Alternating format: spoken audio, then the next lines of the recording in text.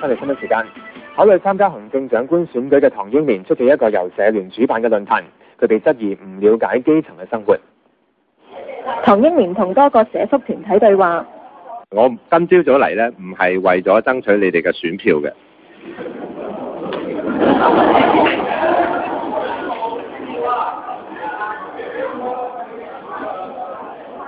因為點解呢？因為呢，首先呢，我係未決定參選，我而家呢，仍然係積極咁樣想多啲睇，多啲聽。期間有人示威。3年要上基層要頭家，3年要上。亦都有人質問佢對基層有幾多了解？點解嗰班後生仔呢會走出嚟呢？就唔係因為得閒冇嘢做，或者學你話齋車位人亡喺度吊吊揈，唔係咁嘅。佢哋呢就正就係俾呢個社會呢逼到走投無路。即係如果阿唐司長能夠用2000蚊將佢嘅衣食行1個月，佢可以生存到，仍然現在喺度，咁樣我就會信佢可以明白我哋基層係有幾辛苦。唐英年就強調有了解基層嘅情況。上個禮拜呢，我係去探訪過一個東涌住喺公屋嘅家庭，佢一家5口買餸呢，平時呢一餐晚飯買餸呢係30蚊嘅啫。咁嗰日呢，我特登同佢去東涌街市一齊睇下佢點樣買餸法嘅。我亦都會承諾呢，將來我好希望未來第4屆嘅特區政府，無論係邊個都好，係仍然同社福界呢係保持一個溝通對話嘅渠道。論壇有200幾位來自唔同社福機構嘅人士參加。唐英年對多項問題都話會研究同埋探討。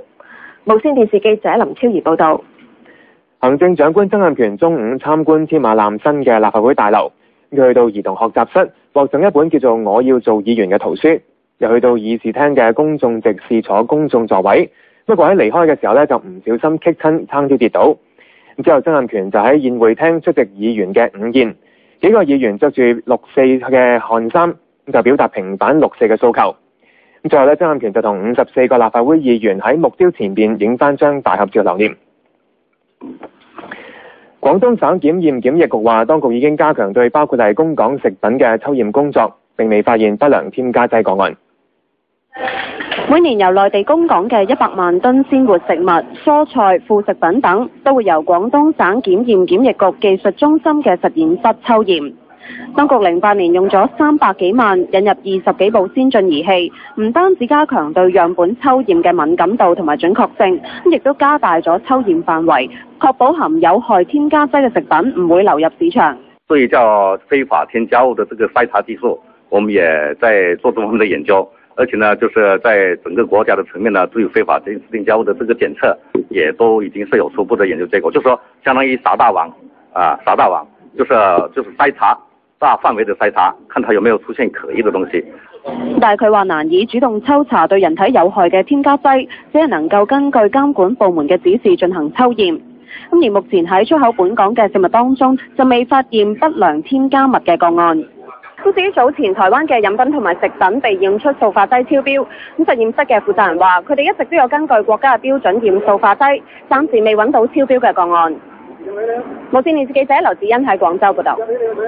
喺台灣仲有唔夠100日就會舉行總統大選，多項嘅民意調查都顯示馬英九總統領先對手民進黨嘅蔡英文大約7至10個百分點，而親民黨主席宋楚瑜嘅支持率就大約有1成。宋楚瑜話參選並唔係要針對馬英九，又強調自己唔係藍營嘅罪人。方東升同佢傾過。被視為雙英對決嘅台灣大選，焦點反而落咗喺親民黨主席宋楚瑜身上。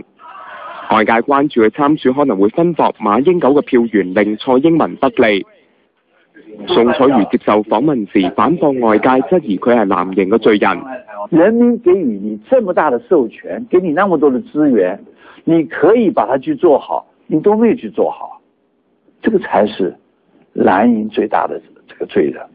佢批評馬英九扶貧不力，大陸富豪陳光標到台灣派錢嘅呢一幕，重創咗台灣人嘅尊嚴。那些很窮的人跑到陳光標面前下跪，然後請他給錢，那個的場景很刺激台灣人的心。宋楚瑜2000年脫離國民黨參選，藍營分裂，最終陳水扁上台。面對外界批評佢就嚟70歲應該退落嚟，宋楚瑜話自己唔係老，只係出道早。佢當年選省長時首創嘅拉票方式，到依家仍然係大小選舉嘅指定動作。一開始的時候，一定用不同的方言來問：大家好，各位鄉親，大家好，大家好，而家我沙利嘎嘎馬布隆，哪好？國界我用各種的，現在幾乎每一個候選人都學宋楚瑜這樣子問候。當然更重要的，開始台上台下互動，你覺得這樣做對不對？對，底下一講，你話好不好？好，你看現在大家也在學。台灣中國時報近日嘅民調顯示，40%受訪者反對宋楚瑜參選，近30%人認為佢應該參選到底。無線電視記者方東升喺台灣報導。鐵腕統治利比亞42年嘅卡達菲喺家鄉蘇爾特被生擒之後中槍死亡。過渡政府決定進一步調查卡達菲嘅死因之後，先至會埋葬佢嘅遺體。